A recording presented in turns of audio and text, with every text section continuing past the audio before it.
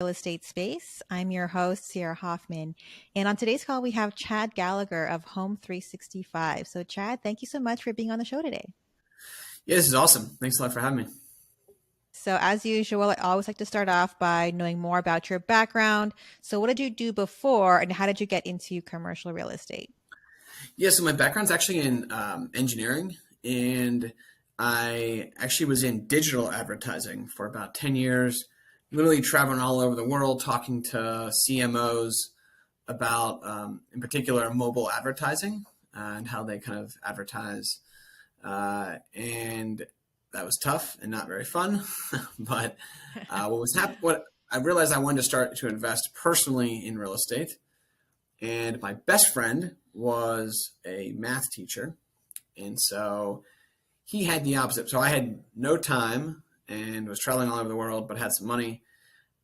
He was a teacher, so he didn't have a ton of expendable money, but had a lot of time. He had his summers off and was also like one of those guys who could build a home like with his bare hands, probably. He super handy kind of a person. And so one day we were going to a bachelor party, oddly enough. If you've ever been to Pennsylvania, we were on the Pennsylvania Turnpike, which is a really boring 3-hour drive across the state of Pennsylvania. It's just him and I, and he said, I think we should invest in real estate together. This is like 2012, so about 10 years ago.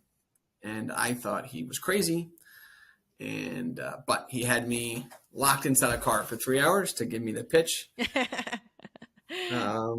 And so by the end of it, I was convinced. I thought we would buy maybe one single family home a year for 10 years. I remember I actually built a model of what this thing could look like. And in 10 years, we'd own 10 houses. And I said, oh, this could work. And so within a couple of weeks, we went off on our way to try to buy our first single family home. And I had no idea my life would lead in this direction over the next 10 years, but it's been a wild ride. Amazing. So 10 years into it, tell us what your portfolio looks like right now.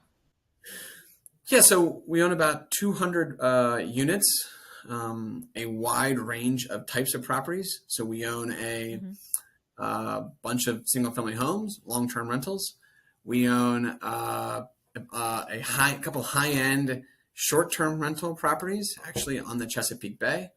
We own a commercial 25,000 square foot office space building, and then we own up to multi-unit buildings as high as an 18-unit multifamily property, and kind of everything in between. Spans across I think like 5 states now, and maybe like 10 cities. Nice. So we believe in diversity, as you can probably imagine, across real estate. We're the kind of people who, people have different approaches. Some people are very into staying super focused and just buying one thing and getting really good at it. I think we're more into, when a deal comes upon you, go for it, as long as you feel like you have the operations know-how to handle it. And so that's led us in different directions, but no regrets along the way. Just kind of touching on that diversity portion, I think for most people, it's like, well, you can only do so much because of your time and energy, right? And having a bunch of single family can take up a lot of time, but you've developed a technology that allows people to, or at least, your company, right? Home365. Tell us about that and how you've been able to kind of use technology to scale and manage all these properties. Yeah, so it was actually one of our problems as we started to scale out the company. All of a sudden, we had all these tenants across different properties, different cities. We were self-managing, and we realized we were running into some problems. We decided we wanted to hire a management company, and so we interviewed a bunch, and it just didn't go very well. We were really into tech. We were looking for a management company that we felt we could grow with, and we were finding a bunch of really, companies that were managing 200 properties as the entire company, and were maybe licensing a little bit of technology, but didn't seem really like they are evolving and iterating as a company. And so that's when we actually built out our management company. I thought our management company would actually just be there to support our own investments, and maybe we would manage some properties on the side. And before you know it, a bunch of our friends and family and more friends and friends of friends, and before you know it, we're managing all these properties and building out a real scaled management company. At first, it was on top of Appfolio, which you may know is Hmm. like a management platform that a lot of people use. And then as we grew, eventually we were managing over 5,000 properties, had over 100 employees. We realized we really needed to actually own the tech portion of it. And so we Hmm. actually merged with Home365 to create this combined company. We now manage over 7,000 properties. The tech piece is crucial. And I think it's a really good lesson. We believe, I'm a tech guy at heart. There's no question technology is rapidly evolving how real estate's done and Yeah, allowing people to absolutely. scale in ways they couldn't have before. And so with our tech, making it much easier for tenants in cities across the country to interact with us as a company, getting maintenance resolved essentially through an app with a vendor network, very similar to like an Uber type model where vendors are actually rated. Everything's through transparent videos and photos. Owners have their own accounting platform, and it works really well. And I think this concept of tech allowing investors to scale, I think that's here Hmm. to stay.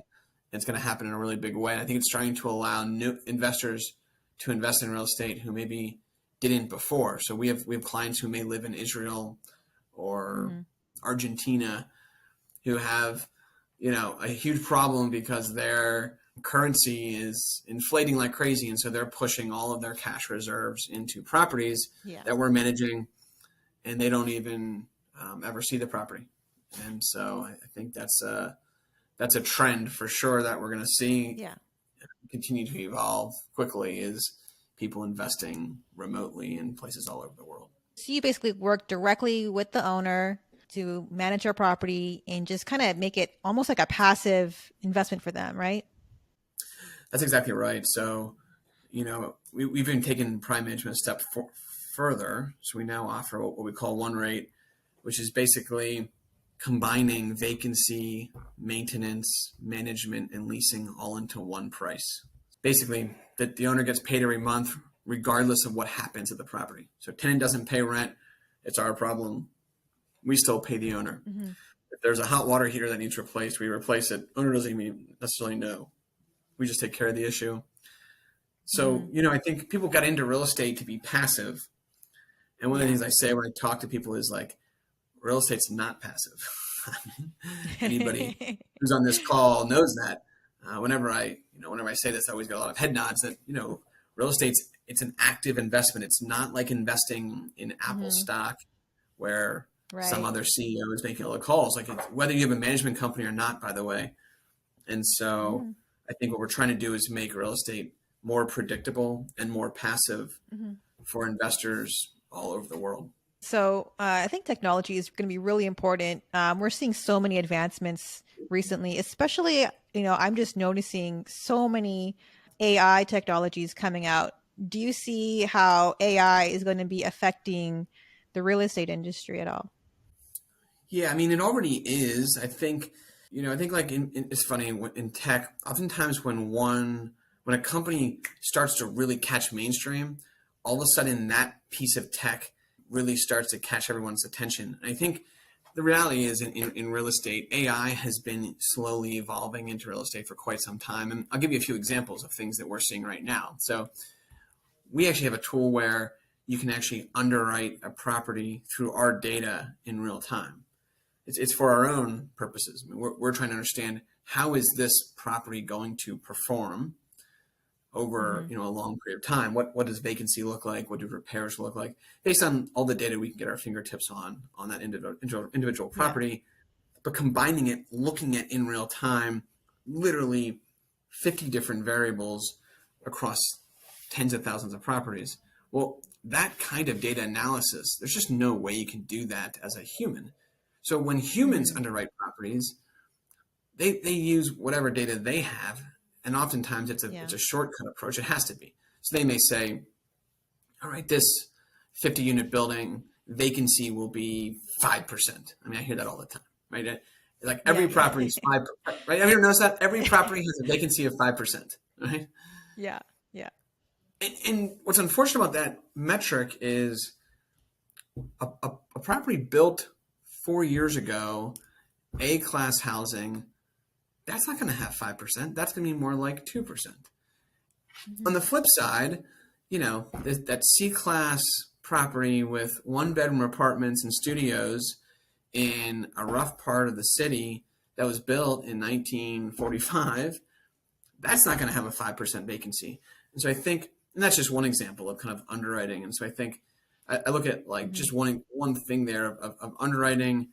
Another example of AI is just the ability to resolve maintenance issues. I mean, today, still, so many maintenance issues are resolved by the issue coming in and a human deciding how to get this problem Mhm. resolved. When, like on our side, and we'll see this happen more, if a tenant can upload a video and the video can show that the toilet's not working, in seconds we can push that right to the plumber who can get out there to come repair it, maybe before anyone in the company even knows what happened. I think that's the future of getting really great results, repeatable results for tenants and for owners through kind of what we're seeing in tech. Mhm. AI, it's happening. I think it's kind of like a double-edged sword. It's almost like there's so many benefits, right? It's going to save us a lot of time, but then also people are scared that it's going to maybe take away jobs. But I think specifically, like in this scenario, if you're able to underwrite deals like that so quickly with AI, it's just going to be competitive, right? To get into some of these deals because everyone has this technology. They can analyze it so much more faster. More and more people are going to try to get into the real estate. Is that kind of something you're No seeing or, question. forecasting? No question. Mm-hmm. And you didn't say this, but when variance starts to decline, so I'm like a math nerd, so hang with me here on my math speak, I guess. But if you think about it, when you're looking to invest in any kind of investment, the higher the variance, the higher the returns you usually want to see. So if you're Yeah. investing in a bond, a U.S. bond, you're probably okay with 5 to 6% return because it's a very known quantity of what you're investing in, low variance. Mm-hmm. But if you're investing in an asset class that you high variance and you don't quite know what it's going to look like, your expectations are much higher. And so as we see technology starting to decrease variance, among all the other things Mm-hmm. you talked about, invariably we think actually real estate starts to increase for all these different investment classes. Now, obviously, interest rates play a big portion in that, and so the idea of real estate increasing as tech starts to play through, that's independent of interest rates. And so Mm-hmm. what's happening now is interest rates are still keeping real estate, as most know, at a similar level or maybe in a bit of a decline. But Yeah. when we think that when interest rates come, if they were to stay flat for forever, real estate investment properties should continue to just increase because you see that variance start to kind of come together and results are more easily to expect than what you see today. Mm-hmm. Now, you mentioned an underwriting tool that you have that your company provides, I guess. So that underwriting, is that specifically for single family or is it also for commercial? Yeah, so today we're just getting started. So it's in beta. Right now it's just internal. We're going to release it in the next month Mm-hmm. or two external. And today it started out being single family homes, but we'll add in multi-unit properties here in the next 2 to 3 months. So, I mean, if you think about it, all we're doing is basically looking at comparable assets that we have access to data and using that to figure out how this can better be predicted. And I think to your point, when you can use a tool like that, not only, do you see the end results becoming easier to predict, but when you can predict them better, it is going to make deals hard to find. I think there's no question. And Yeah. I think that's okay. I think that's what happens in different assets like Mm-hmm. this. And then so it's going to become the next trick will be, how can buyers be more thoughtful to provide value to the seller other than just, Mm-hmm. finding the deal. I think finding the deal and underwriting it will become actually easier and there will become other Yeah. values the buyer can provide the seller. Right. Like more just kind of creative thinking, ways to, increase the value of the asset that an AI wouldn't be able to figure out on its own. That's exactly right. I mean, I think one of the things I always talk about is like, The future of real estate, it's not people or tech. It's great people and great tech. And all we're focused on doing is have the tech replace the stuff that people frankly shouldn't be doing. I think is how I think about Yeah. it. But going into a complicated asset, I'll give you an example. So our short-term rental, which Hmm. it's basically it's a high-end short-term rental, very complicated property. We added a couple different bedrooms to it. We added a pool. It sits on the water. We did put up together a whole marketing plan of how to get people actually booking directly. Probably 50 to 100K of other repairs to the property. Tech doesn't replace that. I mean, that is it's a very human creativity, having a vision, seeing something through that had never been done Hmm. really anywhere in that area before. It's been wildly Hmm. successful. Where the tech helps is allowing folks to book directly, in this case through various booking engines or tools to help, plumbers and various contractors get things resolved quickly. So I think that's the future. It really is. It's great tech and great people, but it's on the people side, it's doing things that are a little more creative and innovative Hmm. than just collecting checks and more mundane tasks that tech can actually replace. That makes sense. So now you mentioned, you had about 100 employees before. Now with this technology, have you been able to kind of scale back on the, payroll side of things, or how big is your company now Yeah, as far as people? yeah. So we now have about 35 actually developers who are building out the Hmm. tech. It takes a lot of developers to kind of get technology off the ground. What we have seen though is I think this is like what's going to happen now in real estate, and for sure AI, it's going to be all in the news the next few months, is our ratio of employees on the operations side, a ratio of people to units we manage. So Hmm. that used to look like probably about 30 to 1. So for every 30 units we managed, we had a person. And that was across everything, Hmm. everything from leasing to accounting to all these different functions. And as you can imagine, it's really Yeah. hard to scale a company like that. Now I think we're probably more like 55 units per person. I think we'll see that number keep going up as we keep Hmm. as the tech kind of keeps taking on things that people were doing before. And by the way, that's going to be all real estate classes. I mean, I don't think that's just I don't think that's just multifamily. I don't think it's just single family.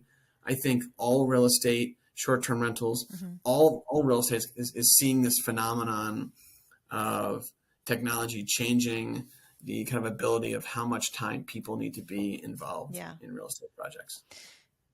Yeah, and I think it's going to be good. I feel like real estate and property management is just an industry where it's a lot of dinosaurs. People aren't really making a lot of changes. A lot of the properties we buy, people are still doing things by paper. They don't have any technology, and so we're trying to introduce them to like, hey, here's a computer. You can do things online. You don't have to do everything like by hand anymore. And so that's going to be Yeah. like I think, a welcome change as well.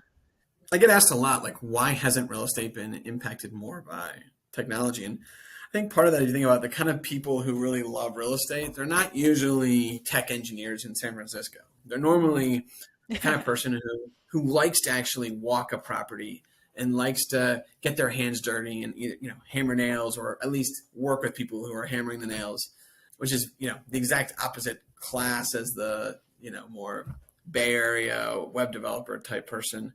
So I think it's taken a while to Hmm. kind of have these two groups come together, but it's a positive, I think, for everybody Yeah. where it's going. Absolutely. And I think people like yourself who are involved in both industries and are able to kind of make those innovative changes and merge those two worlds of tech and real estate are really going to be the kind of the forerunners for all these changes that are going to be happening soon. Yeah, I mean, I always say if you look at it like take any other industry, this is what happens, right? And what usually happens is a couple companies start to catch, and all of a sudden, one of the things you look for is venture capital money heading into an industry. So if you look at venture capital money that flooded into property tech, which is what's kind of like this overall ecosystem is called from a tech perspective, it's in the billions of dollars in the last just couple of years. Hmm. That pales in comparison to where that was 10, 20 years ago. But if you look at something like retail, right? retail had the same phenomenon happen, 5, 10 years ago. Look at media, right? And how media, that Yeah. was 10 to 15 years ago. Advertising, same thing, 10 to 20 years ago. So when the venture money starts to funnel into these Mm-hmm. companies, that's when you start getting this real swelling of Mm-hmm. technology that starts to really change the game. And it's really only been the last couple of years you've started to see that kind of real serious money. Historically, venture capitalists hate real estate companies. They feel like it's hard to understand. It's not their specialty. They feel like it's very risky. And now I think they're looking at the market size and saying, this is actually a place that we can do something. All right, Chad. So I want to kind of switch gears a little bit and go back to some of your investments here. And if you can kind of walk us through one of the deals that you've had, maybe one, that has particularly more difficult or interesting, give us the laydown of, how did you find the deal? Maybe some pros and cons about it and where it's at right now. Yeah, so I'll tell you a story. There was an 18-unit building. One thing I'm a big believer in is going to real estate meetups. Hmm. I don't know. 10 years ago, I knew nothing about real estate, by the way. My family are two school teachers. They still don't really understand what I do. Actually, I saw my mom last night and she said, "Is everything okay?" She's, you know, this is a world that she just doesn't understand. But the way I learned was actually I would go to a real estate meetup, but I wouldn't just go to one. I was like a meetup junkie. I mean, I was going to at least Hmm. two meetups a week, about 8 a month. And I would Nice. just sit in the back and I mean, I knew nothing. So I just had a notebook. And every time they said a word I didn't know, I'd write it down and look up what the word, and before I know it, I'm Yeah. learning what a 1031 exchange is and what a wholesaler is. And people would come and ask Hmm. me and they would say, "So what do you do in real estate?" And I would say, "What are my options?" I don't even, but this is a multiple choice test. Give me some help because I don't even know what I can be doing. Um, but the cool part was for no money, I was able to get this Hmm. incredible education in real estate. The combination of Hmm. basically, YouTube with going to these events, meeting a lot of people, and just listening and asking a lot of questions. And I started to kind of acquire some properties along the way. Anyway, so to get to my ideal, so I love these meetups. We now host a lot of different meetups across different cities, and Hmm. it's a great way to get back to the community, a great way to meet people. And so I was hosting a meetup at one point, and I was telling the group that I'm on the investing side. I was really interested in like 3 to 20 unit buildings, and my thesis was that they were kind of not being well regarded because multifamily investors were going after, Hmm. you know this very well, right? The multifamily investor usually wants to see 50 plus units in a building. They kind of have their own Hmm. model. And then you had Yeah. these, more maybe smaller investors who would buy like a single family home and kind of focus on that class. But the 3 to 15 unit building kind of didn't have a 3 to 20, didn't really have a home, necessarily a buyer. Kind of, it Yeah. didn't really fit Hmm. each group. And therefore, I felt like the prices maybe were a little bit undervalued. That was the theory. And it actually proved to be Hmm. kind of true. And so I started to kind of buy some properties like this, some of these unwanted children type properties. But anyway, so I'm at the front of the building, front of the room, and I'm telling people this kind of like thesis I have. So that night on Hmm. Facebook, I get a message at like 11 o'clock. And it's a guy who says, "Hey, Chad, I was at the meetup last night. My name's Eric. You don't remember me, but I was there. And I'm a wholesaler. I have a deal under contract, but it's beyond my scope. You said you'd like to invest in these kinds of properties. It's an 18-unit building. I think Hmm. I'd like to show it to you. Rather than me actually get it under contract, I know the owner. I know what he wants to sell for. If you offer me a referral, I'll just let you run with it." I said, "That sounds great." Hmm. He said, "What's a fair referral fee?" I didn't even know what to say. So I said, "How about $1,000?" I think I said $2,000. He said, "Sounds awesome." I don't know, whatever. So I think this is going nowhere, right? So I get this person's contact info. I meet the person at the property, and it's an 18-unit building that the guy has owned for about 30 years. And those are great because Yeah. oftentimes, one, he owned it in full. which is always a Mm-hmm. fantastic place to be. Number one. Two, Yeah. he doesn't actually understand that he clearly didn't know the value of the property. I mean, he's owned it for so long. I think he bought the property Mm-hmm. for $200,000 or something crazy. He just owned it forever, and was anxious to get out. I mean, he would, Yeah. but it was really important to him that the deal he struck, the person was going to close. That was the key. He didn't want disruption to his building. All the tenants knew his name, so he didn't want anyone to know he was going to sell. But once he got a commitment of someone was going to buy it, he wanted to know they were going to Mm-hmm. close. And I told him, I Yeah. said, look, I said, we've actually never gone under contract with a seller and not closed. That's one of the things we do. We don't kind of retrade or anything like that. And so Yeah. he got really confident with me that I wasn't an agent Mm-hmm. or anything. I was going to be the actual buyer. Yeah. And I knew going in what he wanted, which was an incredibly low price. So I say, I walked up to him. I said, this is the kind of thing I like to buy.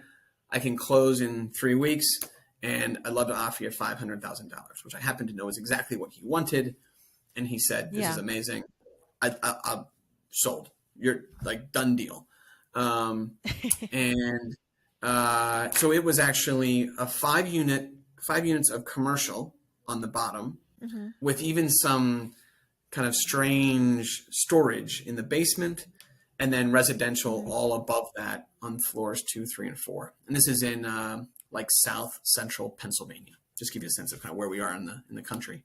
I think this is like 2015, something like this. But and I knew immediately I had 200K in equity like day one, basically.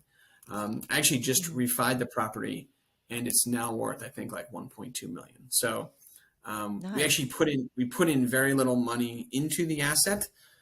Honestly, he had done a pretty good job. He was the kind of guy Mm-hmm. who, honestly, he was anti-tech. So his tenants all paid cash to him directly. He collected the rent every month. He knew everyone's name. So the trick, the first month, was to get these people kind of on our systems and our process and our procedures, which I will say Yeah. is definitely some work. Yeah.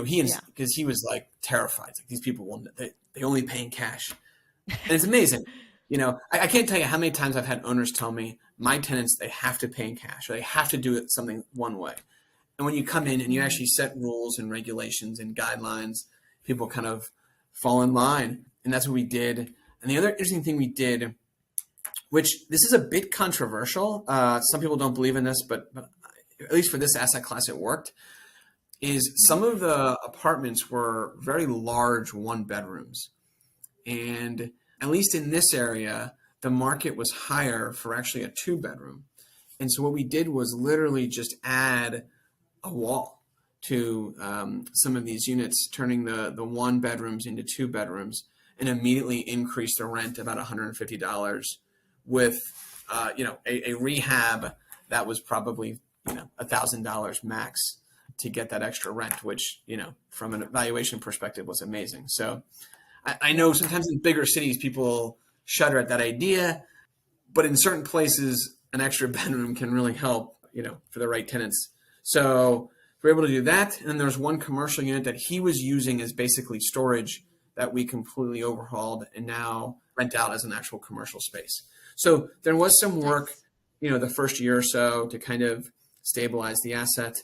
But Mm-hmm. now the property's doing great, and we've more than pulled out our initial investment. And it's the kind of property I want to own for the rest of my life. I think one of my investing theories, for me personally, is a little different than most people. We actually don't look to ever sell our properties. Uh, Mm-hmm. our when we look for a property, we always think, is this a property we want to own in 30 years? And if it's Yeah. not, we don't want to buy it, basically. Mm-hmm. And it helps us kind of think about things a little bit differently. And then Mm-hmm. instead of, when most people would like be looking to sell maybe 5 to 10 years out, what we do is just refinance the property. So there's properties we've now refinanced a couple times, and we Yeah. envision doing that a bunch in our life, which we love from a tax perspective because you don't pay tax on the Mm-hmm. refinance. And when you think about owning an asset for potentially your whole life, 30, 50, 70 years, it completely changes how you think Mm-hmm. about that property and the kinds of properties you Absolutely. might go after. And I think about it a lot right now. People are coming up to me saying, like, Chad, I'm scared to buy real estate right now. And I just think, well, if you truly have the long term in mind, Yeah. who cares what the market cycle looks like in the next 18 months, right? I mean, Mm-hmm. I'm interested in like, I know in 40 years what the market cycle is going to roughly look like. It's going to be up and to the right. And so Mm-hmm. it's made actually buying, I think, a lot easier. I have a ton of respect for people who try to predict market cycles and who flip homes or who buy multifamily and reposition it and then sell it. I'm not, I don't think I'm smart enough to do that. At least that's not our focus. So Yeah. that makes me really nervous. But when you buy for the long term, you don't have to kind of Mm-hmm. predict what the market cycle looks like. So it's worked out pretty well. I love that. Yeah, I'm rereading again a second time, The Seven Habits of Highly Effective People. And, one of the habits is begin with the end in mind. So I love that. And we'll kind of end things over there. So thank you for being on the show today. And where can people contact you online, or if they want to learn more about you, or maybe even attend one of your meetups? Yeah, sure. So I'm on Instagram, Real Estate Hackers. On Bigger Pockets, I'm Chad Gallagher, so you can find me there. Those are probably the two best places. Our meetups are actually called Real Estate Hackers Meetups. So you'll see us kind of Mm-hmm. posting about them all over the place. And so we try to be pretty good about letting people know what's going on. And our prime management company is called Home365. The URL is home365.co. And you can see all the different kind of things we're doing in that universe as well. Perfect. Thank you so much, Chad. Today's show was super interesting. I'm sure all of our listeners agreed. And thanks everybody for tuning in today. If you guys enjoyed today's show, please write us a 5-star review on Apple Podcasts or Spotify. Every review helps us to be able to reach more and more people looking to get involved in commercial real estate. Today's show was sponsored by Synergy Capital Investments. To download your free multifamily investment guide for beginners, or to schedule a call to learn about our upcoming investment projects, go to thrivewithsynergy.com. That's thrivewithsynergy.com, or click on the link below.